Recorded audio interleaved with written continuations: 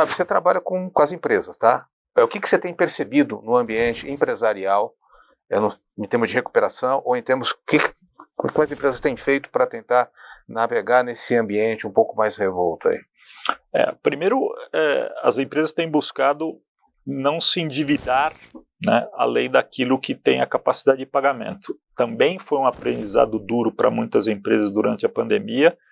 A gente teve um curto período de tempo durante a pandemia onde tivemos uma situação anormal, atípica no Brasil dos últimos 30 anos. A gente teve um período de baixíssimos juros, a taxa Selic chegou a 2%, e tivemos financiamentos subsidiados por parte do governo, né, o FGI e vários outros. Essas duas condições fizeram com que empresas que estavam numa situação aí de querer ajustar suas contas tomassem dinheiro, porque estavam tomando dinheiro barato, dinheiro subsidiado, né, e abundante.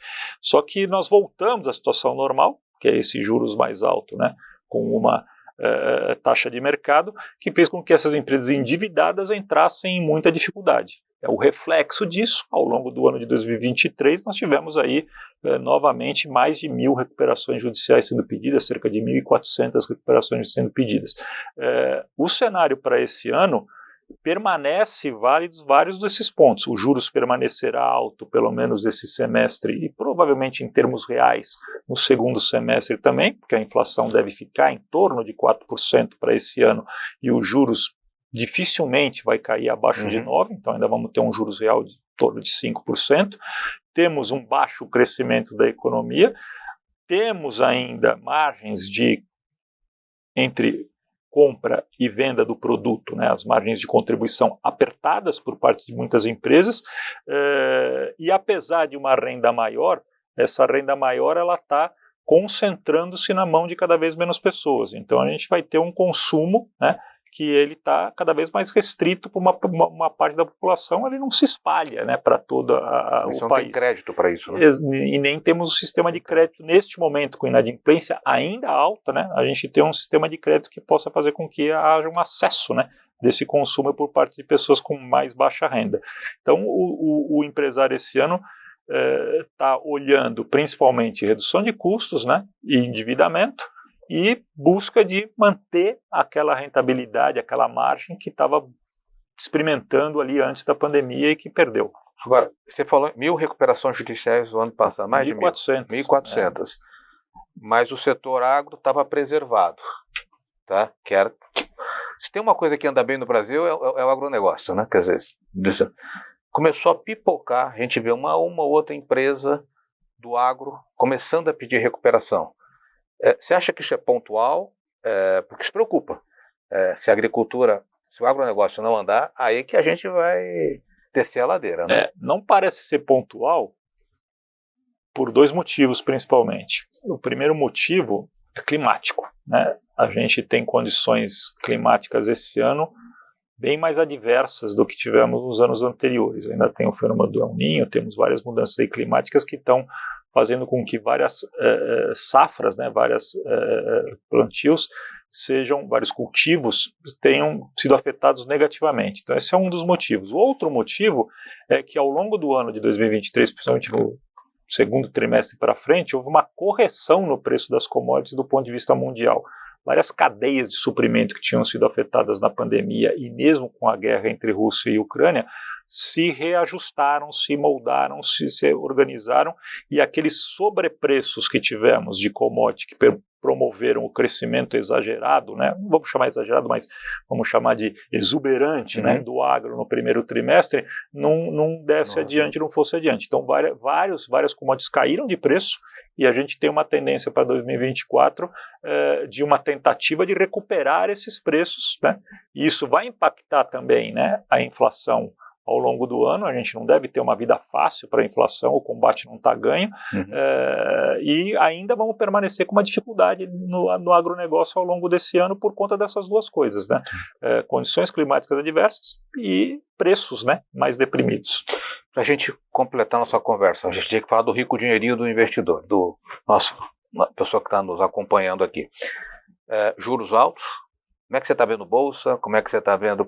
Quais são as opções que nós temos aí para o investidor? Porque a maioria do brasileiro é moderado. O que você vê como alternativas de Bitcoin? Bitcoin tá uma loucura, tá um rally aí, tá subindo, né? Acho que você expressa bem, o Bitcoin é uma loucura, né? E por ser louco, né, não é racional, né, muito emotivo, muito especulativo, né? Então eu acho que para aquele investidor que ainda está buscando formar uma poupança de longo prazo, não me parece que o Bitcoin é uma alternativa muito segura. Pode dar bastante resultado. Põe um pouquinho lá e vê o que dá, né? Mas espere sobrar um pouquinho para arriscar nesse negócio, né? Nessa loucura, né? Geralmente você só faz loucura depois que você tem alguma condição para fazer, né?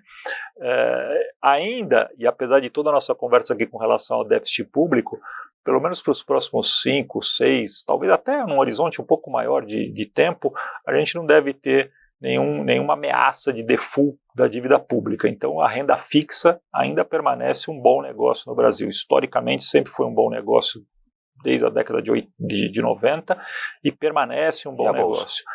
E a Bolsa, quando a gente olha a Bolsa, eu diria assim, o melhor cenário para quem pudesse seria colocar o dinheiro na Bolsa fora do Brasil e não no Brasil, porque lá as bolsas têm reagido de maneira bem mais constante e crescente do que no Brasil. O mercado americano tá bastante animado com Mas hoje você consegue fazer, né? Você consegue fazer. E hoje é mais acessível, né, ter esse tipo de investimento. Aqui no Brasil, a gente ainda tem um mercado de bolsa muito concentrado. Quando a gente olha os índices da B3, eles ainda estão concentrados em poucas empresas e algumas dessas grandes empresas ligadas ao governo, como é o caso da Petrobras, como é o caso da Vale, né, e que a gente vê aí uma oscilação muito grande de humor e vai em linha com aquilo que a gente está falando, sem um marco regulatório correto, isso afugenta o investidor, né? Então a gente deve ter ainda um rally de bolsas enquanto essa situação perdurar. Fábio, para a gente encerrar, você é empresário de sucesso, tocou a sua consultoria. Quero saber o que você fez que hoje na sua empresa que você se arrependeu e falou, poxa, podia ter feito diferente, né? E o que você falou, pô, isso aqui eu fiz e foi legal pra cacete, eu acertei na estratégia.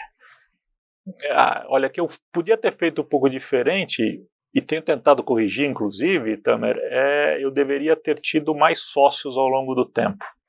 Eu tive poucas experiências com sócios. A empresa de consultoria, ela tende a crescer mais, na minha opinião, quando ela tem mais sócios. E acho que eu poderia ter feito isso de uma maneira um pouco mais agressiva. Por outro lado, o que eu acho que fiz certo foi ter ao longo da vida sempre apostado naquilo que eu tinha de expectativas de longo prazo em vez de olhar o curto prazo. Então, quando eu comecei o trabalho de consultoria, foi para ganhar menos do que eu ganhava como executivo de multinacional, e em vários momentos de investimento, de contratação de pessoas, de busca de clientes, eu abri mão um pouco da rentabilidade por um equilíbrio, uma segurança um pouco maior. Isso ao longo do tempo fez uma diferença positiva. Então eu acho que esse conservadorismo ganhar menos, mas ganhar sempre. Ganhar menos, mas ganhar sempre.